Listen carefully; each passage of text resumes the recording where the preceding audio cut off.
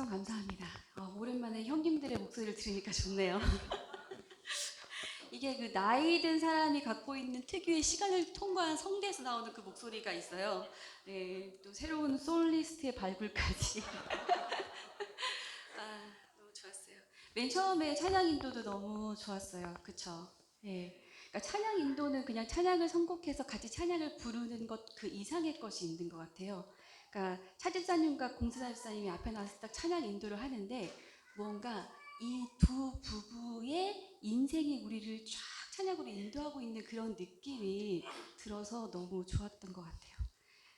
또 정말 그 기도의 정석을 보여주신 우리 이명희 집사님과 씩씩하게 납작의 말을 외쳐준 우리 유빈이에게도 모두 감사하며, 자 이제 저만 설교를 잘하면 될 것 같습니다. 네,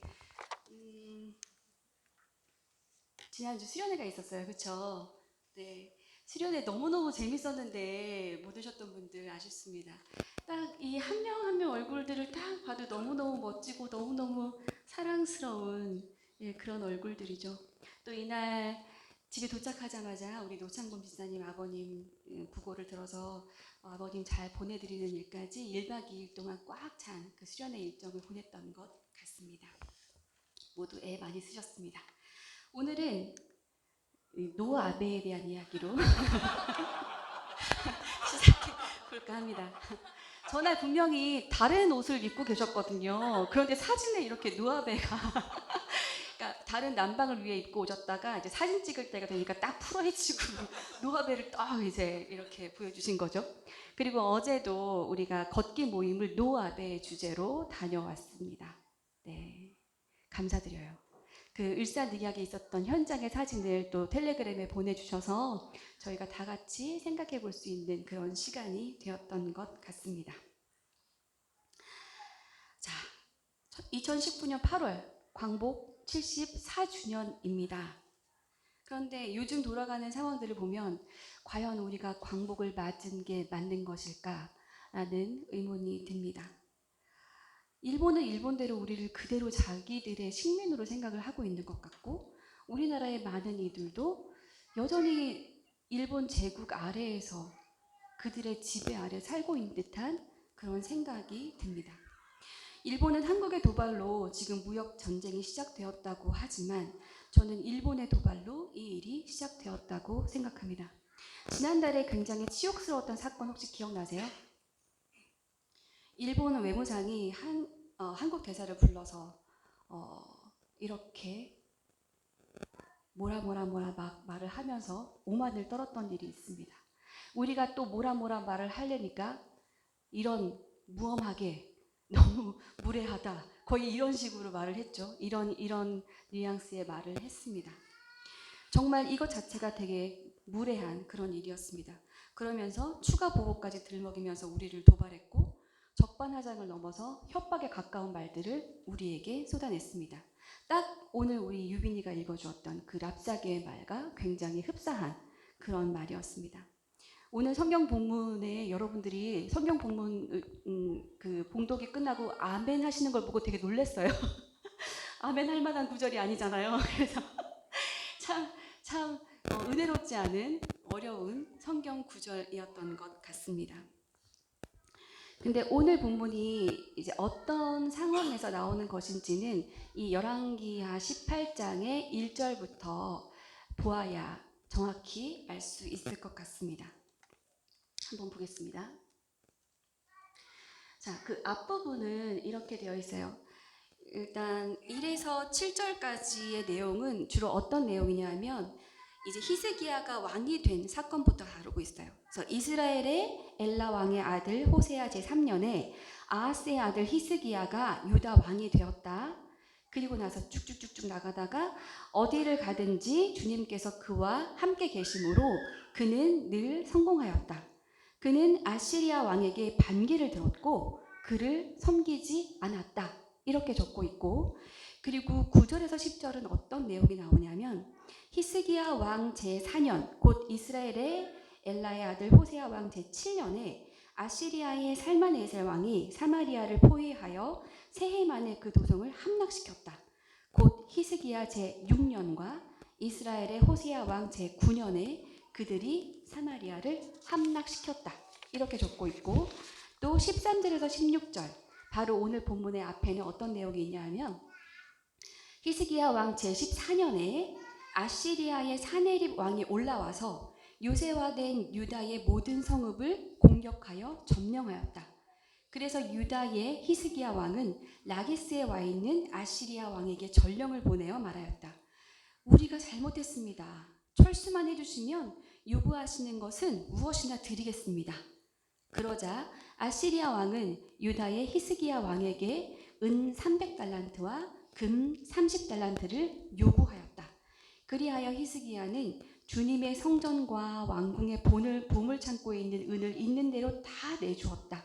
그때의 유다의 히스기야 왕은 주님의 성전 문과 기둥에 자신이 직접 입힌 금까지 모두 다 벗겨서 아시리아 왕에게 주었다. 이런 내용이 있는 거예요. 자, 처음에 히스기야가 왕이 된 직후에는 분위기가 좋았잖아요. 7절에서 뭐라고 했어요? 아시리아 왕에게 반기를 들었고 그를 섬기지 않았다. 이렇게 적고 있었는데 갑자기 14절에서 뭐라고 하냐면 우리가 잘못했습니다. 철수만 해주시면 요구하시는 것은 무엇이나 드리겠습니다. 이러고 있는 거예요. 이 7절과 14절의 이 온도차, 이 태도의 변화는 무엇 때문에 생기고 있는 걸까요? 왜 그럴까요? 바로 이 중간에 있는 9절과 10절의 사건 때문에 그렇죠. 지금 유다 바로 위에 북이스라엘이 있었고 그 위에 아시리아가 있었는데 북이스라엘이 방패막이가 되어주다가 얘네들이 망한 거예요. 그러니까 직접 이제 위험한 처지에 바로 노출이 되어 있는 그런 상황이 히스기야를 이렇게 만든 거죠. 지도를 한번 볼게요. 자, 이 지도 한번 보시면은 중간에 조금 퍼런색으로 되어 있는 것이 기원전 825년경의 아시리아의 지도예요. 그리고 나서 그 중간에 조금 하얀 회색 같은 색깔로 이렇게 확장되어진 이 부분이 기원전 650년경의 지도예요. 그러니까 그 사이에 이렇게 아시리아가 제국을 확 확장하고 있는 걸 볼 수 있죠. 그런데 이 중간에서 저기 노란 병아리 머리처럼 생긴 노란색 점 보이세요? 저기가 바로 유다인 거예요. 그러니까 어마어마한 제국의 틈바구니에서 이렇게 노란 병아리 머리만큼의 저 상태가 바로 유다의 상태입니다. 아까 9절에서 히스기야 6년에 아시리아가 사마리아를 함락시켰다라고 되어 있었잖아요. 이때가 기원전 722년, 그리고 히스기야는 29년 동안 통치를 했으니까 완전히 아시리아가 정말 제국을 확 확장하고 이렇게 나간 한참 그 고조되는 때에 지금 히스기야가 요 노란 병아리 머리 같은 유다의 왕으로 있는 거예요. 무섭겠죠? 진짜 무섭겠죠? 그래서 지금 14절과 같은 그런 반응을 보이고 있는 겁니다. 그래서 지금 히스기야는 아시리아 왕이 요구한 대로 은 300달란트와 금 30달란트를 달라는 대로 다 내주고 보물창고에 있는 것도 다 내준 다음에 그것도 모자라서 막 어디 문과 기둥에 입혀 있는 것까지 다 발라가지고 내고 있어요. 한 달란트가 얼마큼이냐면 34kg. 그러니까 금 30달란트면은 금 1톤 트럭만큼의 금을 주고, 그 다음에 은 300달란트는 그러면은 10톤, 은 10톤을 주고 이런 거예요. 이만큼 나라의 모든 돈을 지금 다 털털 털어서 지금 제국에게 바치는 형국이에요. 이 조공에 대한 언급은 유대의 언급뿐 아니라 아시리아 문헌에도 나와 있어요. 그런데 거기 어떻게 나와 있냐면 거기는 금 30달란트와 은 800달란트라고 나와 있어요. 그러니까 이 숫자의 차이는 아무래도 내가 그만큼 힘이 셌다, 내가 이만큼 많이 거둬들였다라고 말하고 싶은 쪽과 나는 그래도 요만큼을 줬다라고 말하고 싶은 쪽의 그런 입장 차이라고 볼 수 있겠죠. 그래서 이렇게 많은 양의 조공을 싹싹 긁어가고도 배고픈 아시리아는 계속해서 유다를 압박하는 거예요. 건드리고 있는 거예요. 그래서 오늘 본문에서 함께 읽은 것처럼 온갖 모욕적인 말들을 다 내뱉고 있는 겁니다.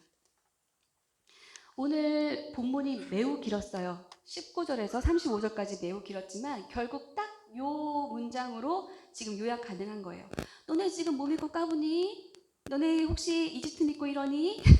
우리한테 까분쟁이들 뼈도 못 추려. 어디 한번 보여줘 볼까? 이렇게 말하고 있는 거예요. 이제 지금 유다의 대표들이 랍사게에게 부탁을 하죠. 제발 유대 말로 백성들이 알아듣게 하지 말고 우리한테만 살짝 시리아 말로 전해주세요. 그러면은 우리가 시리아 말을 알아듣기도 하고 말도 할 수 있으니까 유대 말로는 하지 말아주세요라고 부탁을 하는데 랍사게는 어떻게 말을 하냐 하면 내가 이 말을 하는 거는 너희만 들으라고 하는 게 아니야. 너희도 듣겠지만 너희의 백성들 지금 성 안에서 자기의 똥을 먹고 자기의 오줌을 마시는 그 백성들한테 하는 말이야. 이런 말을 하는 거예요. 사실 성서에서는 똥, 오줌이란 단어를 사용하지 않아요. 조금 부끄러운 단어는 이렇게 미화해서 돌려서 말하는 버릇이 있거든요.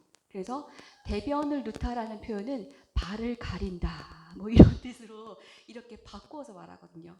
그러니까 똥, 오줌이란 단어가 성서에 들어가 있는 것도 굉장히 이례적인데 똥을 먹고 오줌을 마신다는 표현 자체가 들어가 있는 거는 진짜 이거는 이상하고 되게 어색한 표현인데 이 랍사게의 말을 직접 인용을 해서 쭉 오늘 되게 길었잖아요. 성경 본문이 쭉 나열하고 있는 거예요. 왜 그랬을까요? 왜 그랬을 것 같으세요? 왜 그랬을까요? 사실 열왕기서는 역사서죠. 역사서인데 망국의 맥락에서 이해하는 역사서예요. 우리가 왜 망했을까? 우리가 도대체 왜 망했을까? 이런 해석을 하는 역사서거든요. 그래서 우리가 망한 시점에서 우리가 왜 망하게 되었는지를 그 패망의 역사, 몰락의 역사에서 서술하는 책이고 우리가 결국 하나님께 불순종했기 때문에 망했다고 하는 거예요. 그런 패망의 역사에서 열왕기가 남북 이스라엘의 왕 40명을 다 통틀어서 그 중에 히스기야에 대한 본문을 길게 확보하고 또 그 중에서 랍사게의 말을 이렇게 조목조목 다 적고 있는 이유는 과연 무엇일까요? 아마도 랍사게가 이 한 말을 다 적으면서 이후에 히스기야의 행동과 하나님의 구원 역사를 대비시키고 싶어서 그랬던 것 같습니다. 사실 이 패망의 시점에서 다른 왕들은 주변의 강대국들을 놓고서는 여기 붙을까 여기 붙을까 하다가 여기 붙었다가 얘한테 깨지고 여기 붙을까 여기 붙을까 하다가 쟤한테 붙었다가 얘한테 깨지고 계속 이런 역사거든요. 그러니까 자 봐봐 히스기야처럼 이렇게 하니까 됐었잖아 라고 하는 걸 보여주고 싶은 거예요. 그래서 이 히스기야에 대한 본문을 지금 길게 서술하고 있는 겁니다. 강대국들 사이에서 눈치 보지 마. 히스기야처럼 했었어야 돼. 라고 말하고 싶은 거예요. 지금 열왕기 하 18장에서 20장까지의 내용이 다 그렇습니다. 자, 오늘 본문의 이 랍사게의 말에 이어서 19장에서 드디어 히스기야의 기도와 하나님의 응답이 나와요. 히스기야는 하나님께 기도했습니다. 자기의 옷을 찢고 베옷을 입고 기도했고 아시리아의 왕의 편지를 앞에 놓고 하나님한테 보여주면서 기도했어요. 그런데 하나님께서 그것을 들으셨고 하나님이 어떻게 했는지 아세요? 어떻게 했냐면요. 이렇게 하셨어요. 자, 한번 다 같이 읽어볼까요? 시작.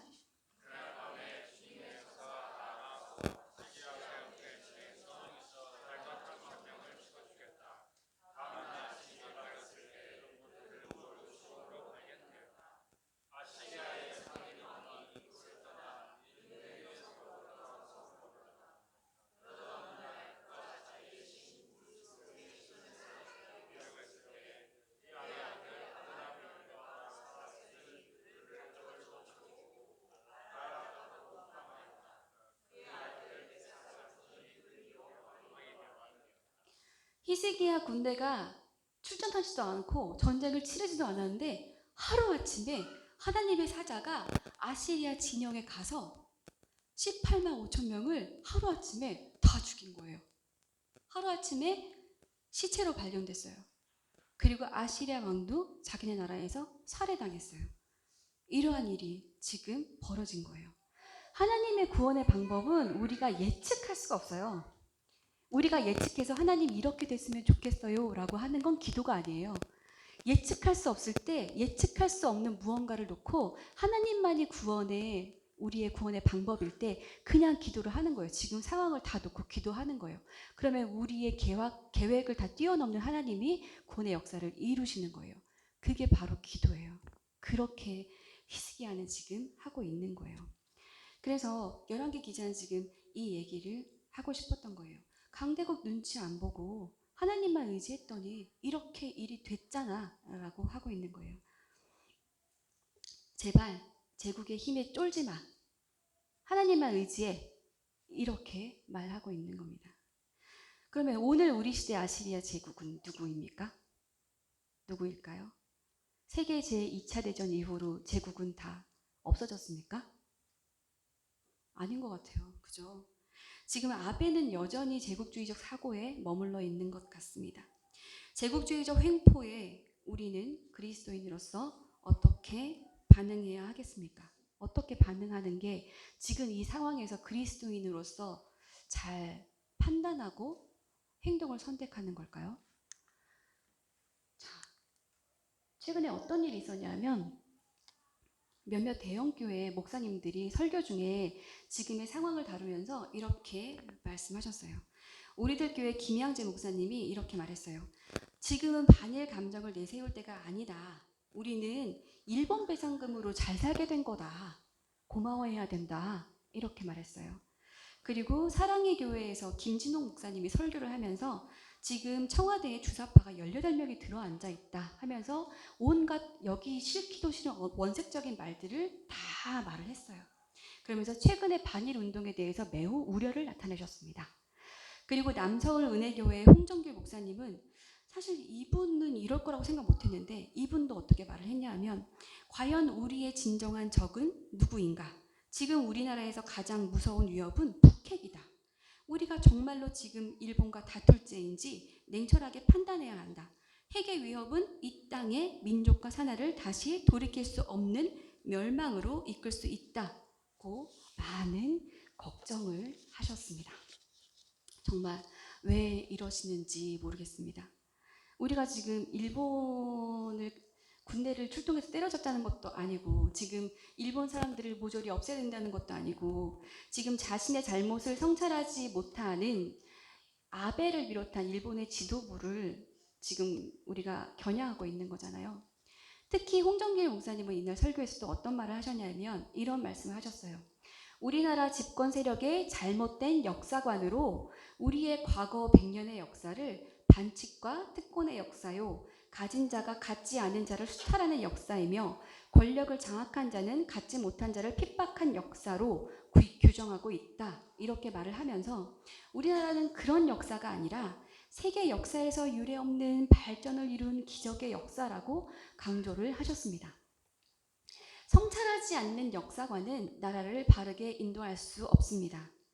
실패와 오류는 덮고 성공만을 강조하는 역사관은 나라를 잘못된 곳으로 인도하게 됩니다. 나라가 망하고도 민족의 생명력을 계속 유지할 수 있었던 이스라엘 민족의 비결은 패망에 대한 진지한 고민이었고 그들 역사에 대한 깊은 성찰 때문이었습니다. 열왕기서는 우리에게 어떤 역사관을 가져야 하는지를 알려주는 것이고 제국의 횡포에 어떻게 대응해야 되는지를 말해주고 있는 책입니다. 여전히 제국적 오만에 사로잡혀 있는 일본에게 계속 식민적인 자세로 일관하는 것이 맞겠습니까? 조선인 강제 연행의 기록이라는 책이 오래전에 1965년에 나왔어요. 여기에 아키타현의 광산에서 숨진 조선인 4명의 사인이 나오는데 그 4분이 왜 죽었냐면 두 분은 먹을 것이 없어서 이것저것 풀을 뜯어먹다가 동미나리를 먹어서 돌아가셨고 한 분은 혀를 깨물어서 돌아가셨고 또 다른 분은 두개골이 함몰되어서 돌아가셨습니다. 정확한 통계는 나오지 않았지만 강제징용된 조선인의 숫자가 나라 안에 동원되신 분들만 200만 명, 나라 밖으로 동원된 이들의 숫자는 150만 명, 이런 숫자예요. 나라를 잃고 제국의 부속품이 되어서 이리저리 이런 고통스러운 삶을 살아야 됐던 그런 이들, 노동을 하다가 죽었고 스스로 목숨을 끊기도 했습니다. 광복이 되었음에도 이들은 계속 그 자리에 방치되어 있었어요. 아무도 돌보는 사람이 없었어요. 나라에서도 돌보지 않았어요. 이들이 정당한 보상을 요구했더니 오만한 자세로 경제보복을 하는 이들에게 우리가 취해야 할 행동은 무엇입니까? 얼마 전에 택시기사를 탔더니 아저씨가 막 그러시는 거예요. 일본이 얼마나 대단한 나라인데 일본 사람들 어떤 사람들인지 아냐고. 정말 우수한 민족인데 우리나라 사람 같은 이런 민족성으로는 그들을 대항할 수 없다. 막 이렇게 너무너무 말씀을 하셔가지고 제가 정말 속이 터져버릴 것 같아가지고 진짜. 그래서 이 사람이 혹시 한국말을 되게 잘하는 일본 사람이 위장 취업한 건가? 막 이런 생각이 들 정도로 그래서 막 이래저래 말을 하다가 정말 내가 너무 수명이 단축되는 위험한 택시를 타고야 말았구나 이런 생각이 들었어요. 자, 여러분 우리가 교회에서 많이 사용하는 단어 중에 아멘이라는 단어를 많이 사용하고 아마 그 다음으로 많이 사용하는 단어가 샬롬일 겁니다. 샬롬은 어떤 단어냐면 마음의 평화 이런 걸 훨씬 뛰어넘는 단어예요. 그래서 우리의 내적, 외적, 온전한 상태를 말하는 겁니다. 물리적인 상태도 다 포함하는 거예요. 그런데 이 단어의 이 어원을 PL형, 그러니까 강의형으로 쓰이면 이게 어떤 뜻이 있냐 하면 되갚다, 보상하다 이런 뜻이 있어요. 그러니 온전한 상태는 다른 상태가 아니라 갚을 것을 되갚고 보상할 것을 보상하는 그 상태가 온전한 상태라고 지금 이 히브리어 단어 우리가 많이 쓰는 샬롬이라는 말 자체가 그것을 말해주고 있는 겁니다. 아무것도 되돌려준 게 없고 피해자는 여전히 피해 자리에 있는데 근데 무슨 놈의 샬롬이 있을 수 있겠습니까? 다시 한번 말씀드립니다. 진정한 샬롬은 모든 것이 되갚아지고 제자리를 되찾은 그 상태에서 옵니다. 정의가 이루어진 상태, 그것이 바로 샬롬입니다. 오늘 설교를 정리합니다. 오늘 설교는 열왕기하 18장에 매우 모욕적인 랍사기의 말로부터 시작했습니다. 열왕기서 기자가 패망의 역사를 회고하면서 히스기야 본문을 중요하게 다뤘던 것은 히스기야가 제국의 횡포에 어떻게 반응하였는가를 보여주는 것이라고 말씀드렸습니다. 많은 사람들이 지금 일본과 우리의 상황에 대해서 걱정하고 우려를 하고 대형 교회들에서 하나님의 말씀을 다루는 목사들이 매우 이것에 대해 두려워하고 그러면 안 된다고 말리는 설교를 하고 있습니다. 일본을 굉장히 두려워합니다. 하지만 정말 우리가 두려워해야 할 것은 무엇입니까? 제국주의적인 횡포들이 여전히 이 세계에서 작동되는 것 그 자체를 두려워해야 합니다. 그리고 피해자가 보상받지 못하고 계속 피해의 자리에 머무는 것을 두려워해야 합니다. 그리고 온전한 샬롬이 없는 세상이 지속되는 것을 두려워해야 합니다. 하나님 나라와 멀어도 한참 먼 이러한 제국주의 횡포를 우리는 두려워하고 경계해야 합니다. 자신들의 과오를 성찰하지 못하고 여전히 제국주의의 야욕을 부리는 일본은 우리가 두려워할 필요가 없습니다. 제국주의는 지금 제가 이렇게 보면 제국주의는 임종의 침상에 누워 있는 거예요. 제국주의는 이제 곧 돌아가실 지경이에요. 임종의 침상에 누워 있어요. 우리는 지금 그 임종을 지켜보고 있는 거예요. 근데 우리나라가 일본의 제국주의의 임종을 지켜보는 것이 아니라 우리나라와 일본의 시민사회가 함께 이 제국주의의 임종을 지켜보았으면 좋겠습니다. 그래서 일본이 이 제국주의의 임종을 지켜본 후에 이 제국주의가 돌아가신 이후에 일본은 건강한 시민 국가로 다시 태어날 수 있을 것입니다. 모든 것이 되돌려지고 갚아지는 온전한 샬롬의 세상이 이 땅에 가득하길 주님의 이름으로 축원합니다. 기도하겠습니다.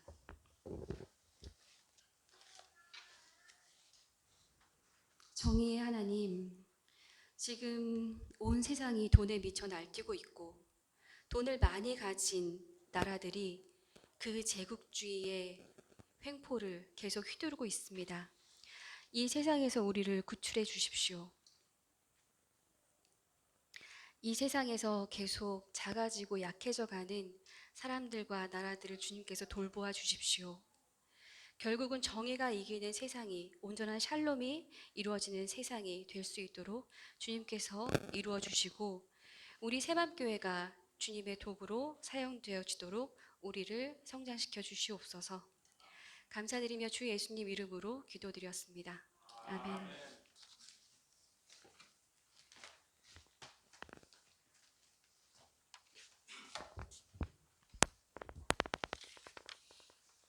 말씀 감사합니다. 오늘 말씀하신 내용이 공동체를 위한 기도에도 좀 들어가 있는데요. 같이 공동체를 위한 기도 1번부터 읽겠습니다.